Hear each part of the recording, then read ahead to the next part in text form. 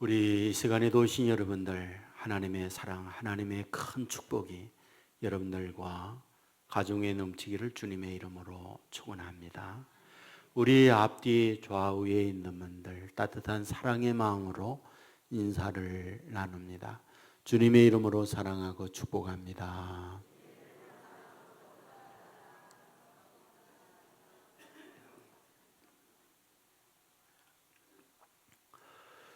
우리가 잘 알고 있는 스티븐 코비, 성공하는 사람들의 7가지 습관이라는 책을 썼습니다.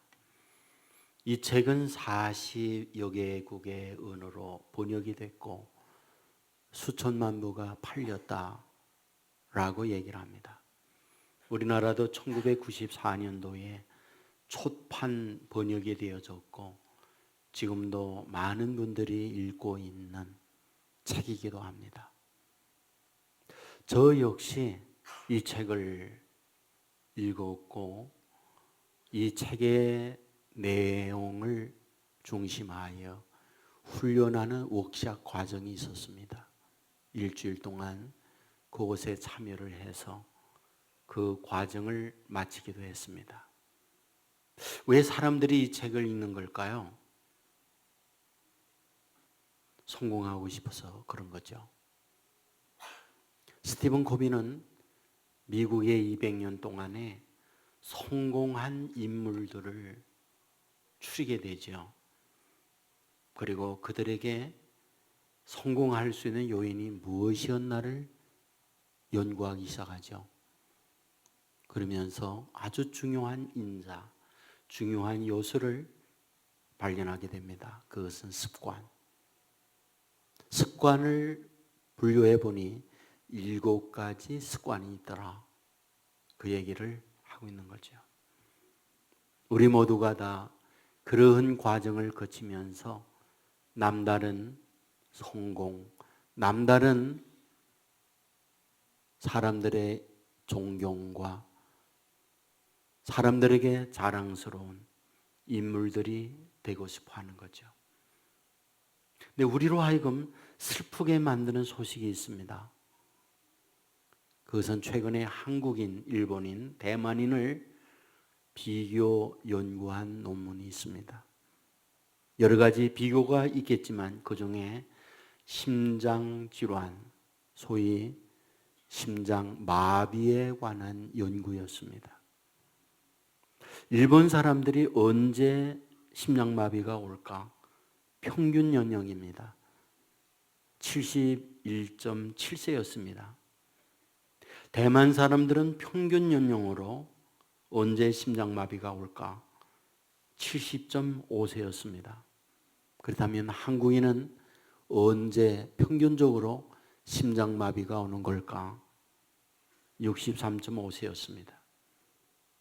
무려 대만인이나 일본인에 비하여 7, 8년 앞서서 7, 8년 빨리 심장마비가 오고 있더라. 그런 얘기죠. 그렇다면 왜 일본과 대만과 한국인 비교 속에 대한민국은 빨리 심장마비를 맞고 있는 걸까요?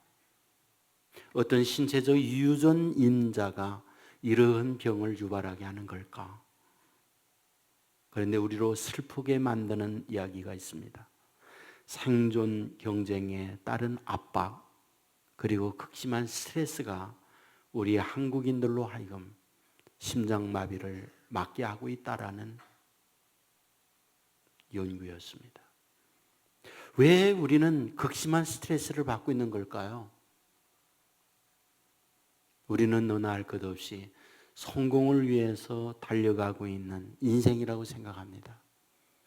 혼자 살지 않고 더불어 살고 있는 경쟁 속에서 남들보다 앞서가야 하니까, 남들보다 앞서 달려가야 하니까 그 가운데 우리의 심장이 받쳐주질 못한 거죠.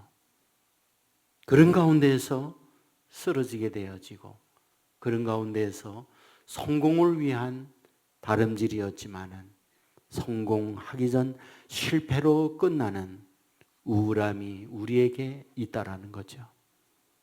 저는 오늘 본문을 통해서 이런 현실 속에서 하나님의 자녀된 우리들이 어떻게 해야 하는가, 이런 경쟁 속에서 하나님의 백성은 어떻게 이런 경쟁 구도를 이겨가야 할 것인가, 여러분들에게 말씀을 드리고 싶습니다. 본문은 잘 압니다. 블레셋과 이스라엘의 전쟁의 상황의 한 부분의 말씀입니다.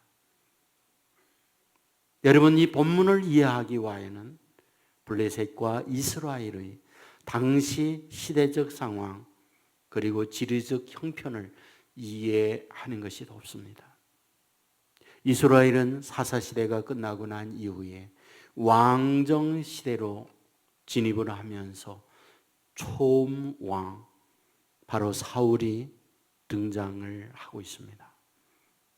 블레셋은 이미 왕정시대로 오랫동안 국가의 안정을 찾아오고 있었습니다. 블레셋은 어떤 지정학적 위치에 있었는가? 지중해 연안에 있었습니다. 지중해 연안에 있다라는 말은 단순한 해양 도시라는 말, 해양 국가라는 말, 이 차원을 넘어서서 해양 무역이 자유로웠던 나라, 이런 뜻입니다. 여러분, 해양 무역이 자유로워졌을 때 나타나는 현상이 무엇일까요? 경제적 부여입니다. 동시에 많은 문물들을 도입하고 수출하는 이런 선순환 구조를 가지고 있는 것, 해양국가의 장점이기도 합니다. 그런 가운데에서 소위 시대적 변혁기를 맞이하고 있을 때입니다. 시대적 변혁기라고 하는 것은 청동기 시대가 저물어가고 철기 시대가 등장하고 있을 그때, 오늘 본문의 상황입니다. 여러분, 이런 문명의 발전 속에 사람들이 추구하고 있는 게 뭘까요? 경제적 부여지만 경제적 부여 전에 상대를 공격해야 할 군사 무기의 개발이라고 할 수 있는 거죠. 여러분들, 청동기 문화의 무기와 철기 문화의 무기, 어떤 차이가 있는지 아십니까? 일단 청동기 문화의 무기는 약해요. 무겁습니다. 군사 무기로서 능률성이 현저히 저하되는 무기들이죠. 철기 문화라는 것은 강한 철이라는 말이요, 구리에 비해서 가볍다는 말이죠. 블레셋은 이러한 문명 아래에서 철기 문화를 도입했고, 모든 군인들이 바로 철기 문명의 칼로 무장을 하고 있는 거죠. 그렇다면 이스라엘은 어떨까? 블레셋에 비하여 이런 문명이 현저히 뒤떨어지는, 여지껏 청동기 문화지만 청동기 문화의 칼조차 준비하고 있지 못한 상황이었다는 거죠. 고작해야 첫 왕이었던 사울만이 노투구를 쏘고 있습니다. 그리고 갑옷을 입고 있습니다. 칼을 쥐고 있습니다. 모든 군사무기를 완벽하게 무장한 블레셋의 이러한 이스라엘을 침략해 왔을 때 전쟁의 대열은 갖고 있지만, 이 전쟁은 밤에 불을 보듯 전쟁의 결과는 정해져 있는 전쟁이라 할 수 있는 거죠. 왜? 군사력의 열세인 이스라엘이 이길 수 없으니까. 모든 것을 완비하고 모든 면에 준비하고 있는 블레셋에 당연한 승리가 보장되어 있다고 말할 수 있는 거죠. 그뿐인가요? 알고 있듯 블레셋의 야전군 사령관이 누군가요? 골리앗이에요. 성경은 말하고 있죠. 그 크기가 3m나 되었다고요. 그리고는 머리에 노트구를 쏘고 있습니다. 갑옷을 입었는데 비닐 철판의 갑옷이라고 말하고 있어요. 최신 갑옷이라는 말이죠. 그리고 든 칼을 보니 배틀채만한 그런 무기라고 말하고 있는 거죠. 그것만이 아니에요. 앞에 2명의 방패마귀가 서서 외부의 적들을 보호하고 칼을 막는 그 역할을 하고 있는 거죠. 누가 이런 장수와 싸울 수 있겠습니까? 그렇기 때문에 이런 현장에 놓여 있던 이스라엘은 사울 왕을 비롯하여 모든 병사들이 두려운 공포에 떨고 있고 하나둘씩 도망자가 되어서 전쟁은 그야말로 전쟁전 4분 오열된 상황에 놓여 있게 되는 거죠. 바로 이럴 때 등장한 사람이 누군가요? 다윗이었어요. 다윗이 어찌 등장하고 있습니까? 아버지의 심부름을 받은 거죠. 형들이 전쟁터에 전쟁을 하고 있으니 면회를 다니오라는 거였죠. 다윗은 10대입니다. 다윗은 전쟁에 나갈 군인의 연령이 아닙니다. 아버지의 심부름을 받아 짐을 지고 전쟁터에 오면서 다윗 마음에 부푼 꿈을 갖고 있는 거죠. 하나님을 믿고 하나님의 사랑을 잊고 하나님의 인도받는 우리나라, 하나님을 알지 못하는 블레셋과의 전투에 이기고 있을 거야. 군인들은 용맹이 있게 의기충천하여 전쟁을 하고 있을 거야. 우리 형님들도 전쟁의 승리의 기쁨을 안고 있겠지. 그러나 현장에 도착했을 때의 상황은 반대였습니다. 모두가 다 떨며 얼굴에 두려움이 가득 차 있었고 군인들은 여기저기 웅성거리며 도망하는 상황에 놓여 있던 거죠. 이 얼마나 비참한 현실인가요? 이 얼마나 슬픈 일인가요? 다윗은 나서서 이야기하죠. 제가 싸우겠다라고. 여러분, 이것은 무엇을 뜻하는 걸까요? 그가 군사학교에서 갓 졸업한 신입, 생도 내지는 장교로 전투에 참여하고 있다는 말이 아니잖아요. 그는 이 날을 위하여 사전에 모든 걸 준비하고 대비하고 이 날이 왔기에 내가 나가겠다고 나선 게 아니잖아요. 그는 아무 준비도 없이 저 들에서 양치기 하면서 지내던 촌의 목동에 불과했던 그가 전쟁에 나가겠다는 말, 그건 속아 웃을 일 아니겠습니까? 하지만 그의 간곡한 강요에 따라서 내가 나가 희생양이 되거라, 이런 심정으로 내보내고 있잖아요. 왕은 어떻게 말하고 있나요? 자기가 쓰고 있던 노트구를 벗어 다윗에게 씌워줬습니다. 자기가 입었던 갑옷을 벗어서 다윗에게 입혀주었습니다. 자기가 들고 있던 칼을 다윗에게 들려주었습니다. 무엇을 뜻하는지 아십니까? 이스라엘 백성은 변변한 무기조차 없었어요. 갑옷 대신에 흐름한 농부의 옷을 입고 있었고, 투구 대신에 수군을 쏘고 있었고, 칼 대신에 막대기를 들고 있는 것이 이스라엘의 상황이었어요. 왕만이 노트구, 갑옷과 칼을 들고 있었던 거죠. 무슨 뜻인가요? 왕이 입었던 갑옷, 왕이 썼던 노트구, 그리고 왕이 들었던 칼을 다윗에게 입혔다는 말은 다윗이 왕과 같은 위치에 놓여 있다는 말이에요. 모두가 다 헐벗고 있을 때, 모두가 입은 것이 누추한 옷이었을 때, 갑옷은 자랑이요, 노트구는 영광이요, 칼은 남들에게 휘둘러 자랑할 수 있는 무기였다는 말이에요. 여러분, 노트구가 단순한 노트구의 무기라고 생각하지 마세요. 머리에 쓰는 거예요. 그것은 표설이에요. 그것은 어떻게 생각하면 남들에게 보일 수 있는 영광스러운 자랑거리였다는 말이에요.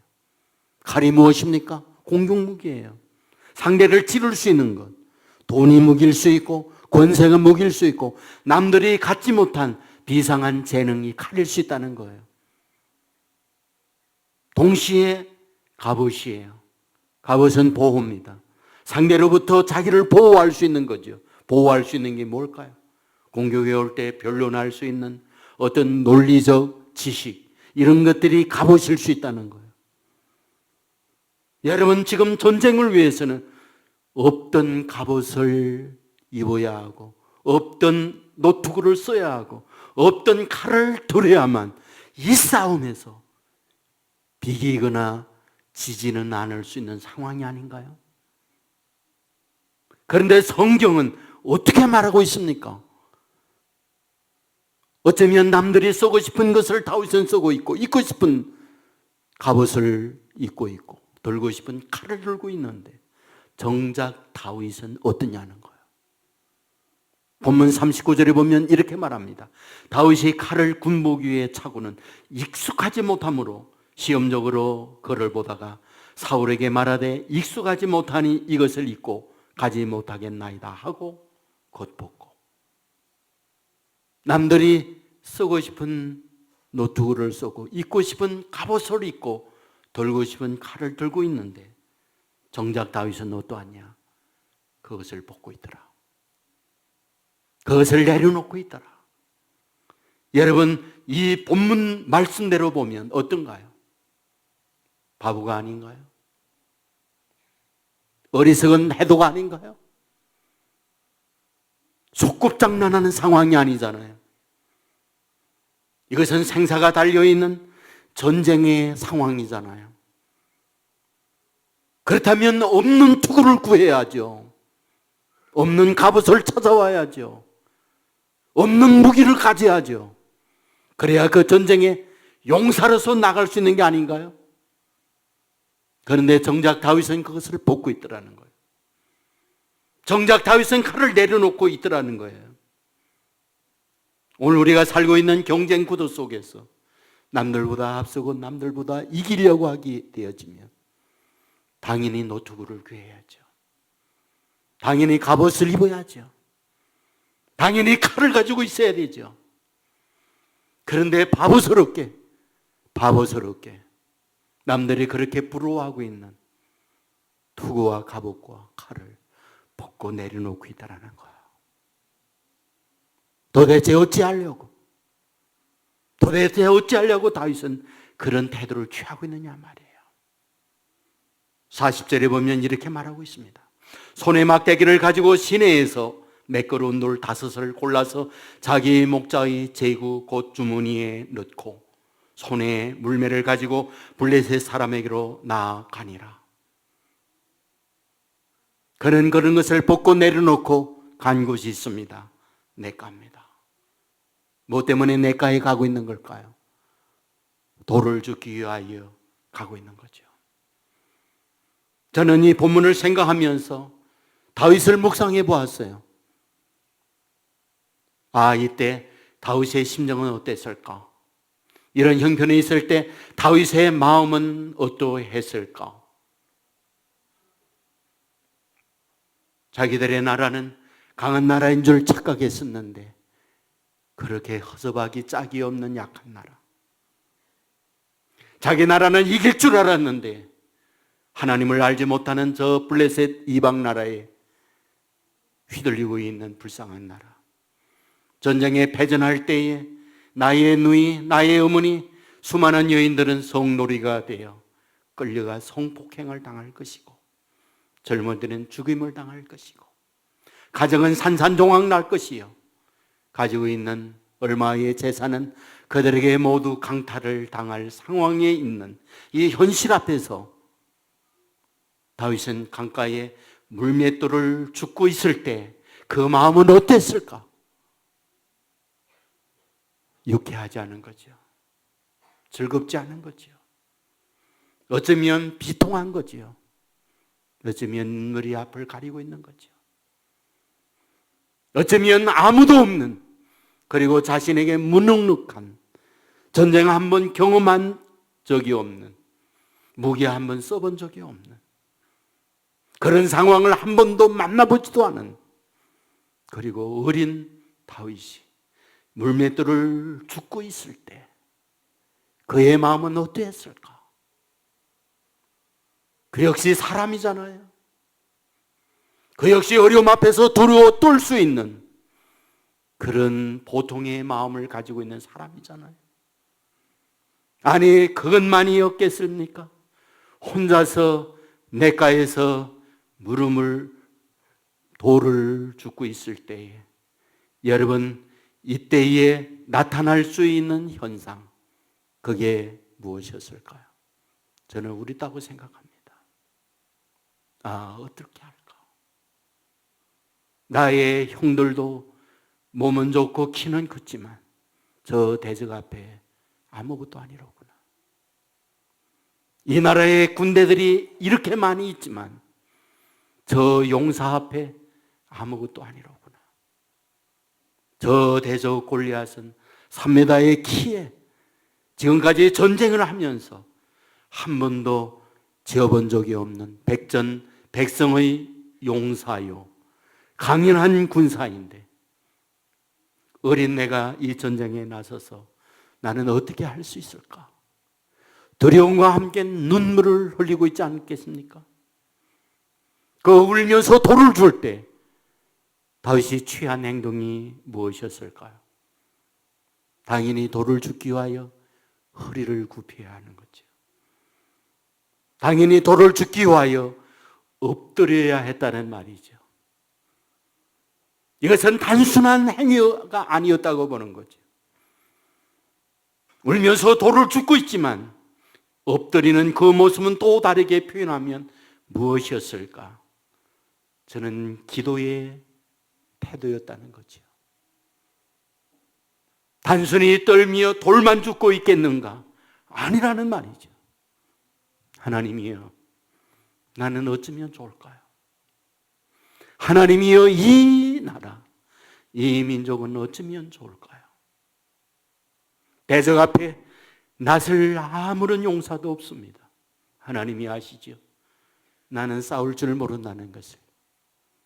하나님은 아시죠? 내가 칼을 쓸 줄 아는 존재가 아니라는 것을. 하나님은 아시죠? 한 번도 이런 경우를 만나본 적이 없는 존재라는 것을. 하나님이여, 나를 도와주옵소서. 하나님 외에 누가 있습니까?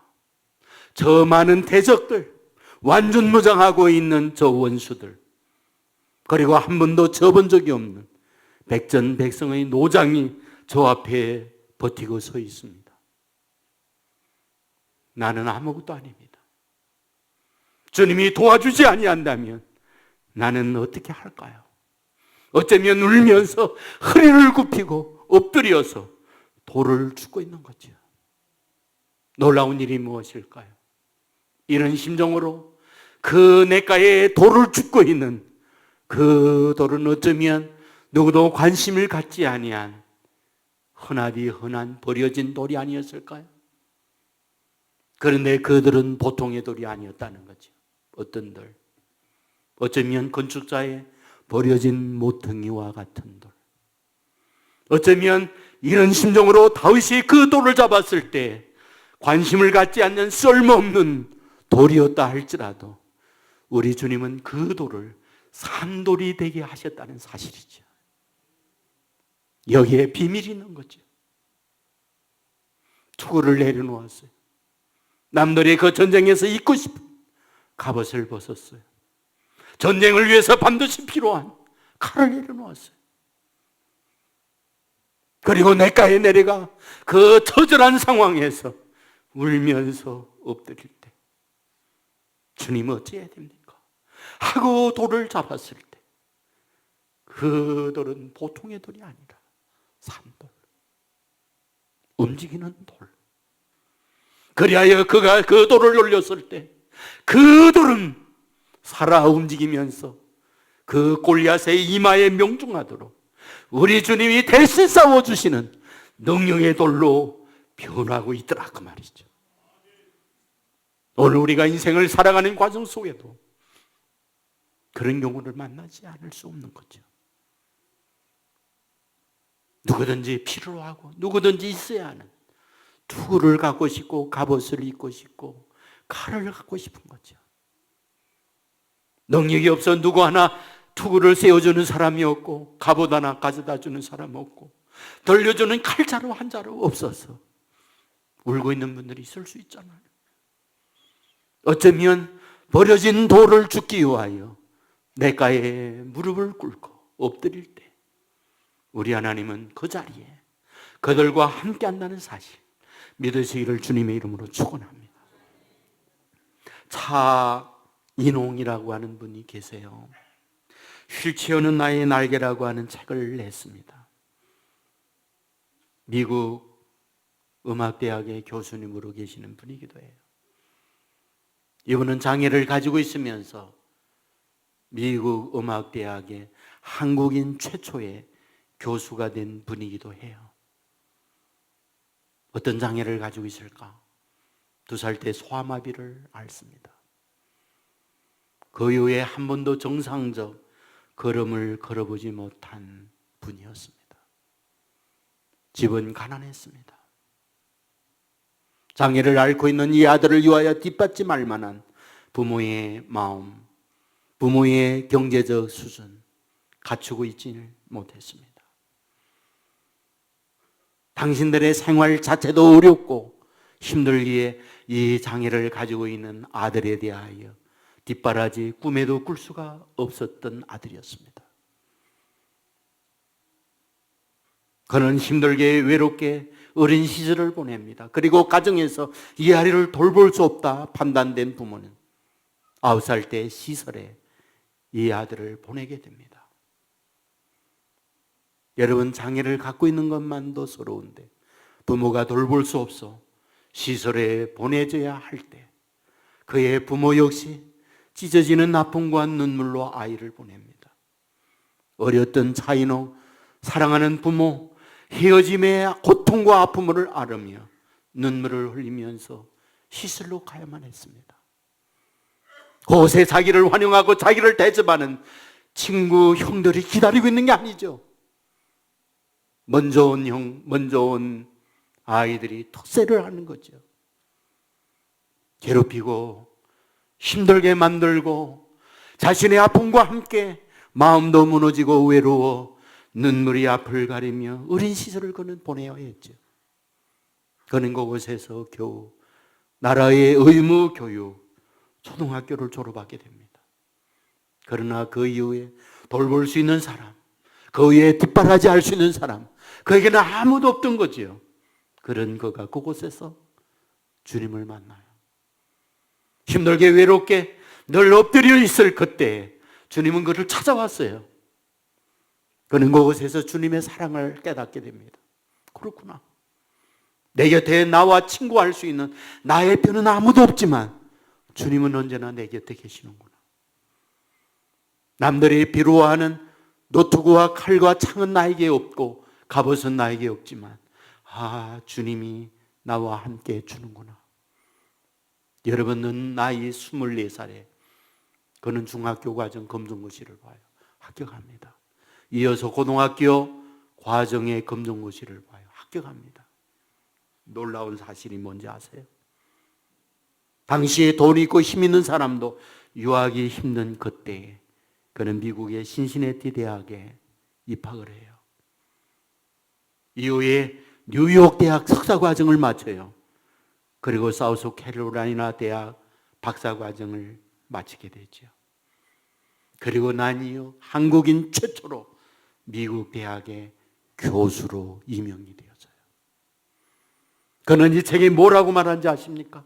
나를 향한 하나님의 이름은 사랑이었습니다. 나를 향한 하나님의 사랑은 변함이 없었습니다. 세상은 장애를 가지고 정상적이지 못하다고 하는 나를 외면했지만 주님은 한 번도 나를 외면하지 않았습니다. 주님의 이름은 사랑이었습니다. 만일 나의 두 대레가 멀쩡하였다면, 만일 나에게 누군가가 경제적 도움을 주어서 부유한 삶을 살았다면, 만일 내가 남들보다 탁월한 두뇌를 가지고 있는 똑똑한 사람이었다면 오늘 나는 여기에 있지 못했을 겁니다. 아무도 없었기 때문에, 그리고 나를 도와주는 사람이 없었기 때문에, 내가 머리가 나빴기 때문에 하나님이 친히 도와주었습니다. 하나님이 나의 머리가 되어 주었습니다. 나를 밀어주는 휠체어에 사람이 없었기 때문에 주님이 친히 나의 휠체어를 밀어주었습니다. 내가 내 힘으로 갈 수가 없기 때문에 뒤에 잡은 주님이 나의 휠체어의 방향을 이렇게 저렇게 틀어줌으로 오늘 내가 여기에 있게 되었었습니다. 그의 간증이요 고백이었습니다. 오늘 너나 할 것 없이, 누구나 다 할 것 없이 노트북을 원하고 있잖아요. 갑옷을 원하고 있잖아요. 칼을 원하고 있잖아요. 그것이 있어야 대접을 받으니까. 그것이 있어야 경쟁에서 이길 수 있으니까. 그것이 있어야 성공의 인물이 될 수 있고 남들에게 높임을 받을 수 있는 인물이 될 수 있으니까. 그러나 차인홍 교수님은 그게 없었어요. 놀라운 사실은 주님이 친히 투구가 된 거예요. 주님이 친히 갑옷이 된 거예요. 주님이 친히 갑옷이 된 거예요. 여러분, 다윗 역시 그렇잖아요.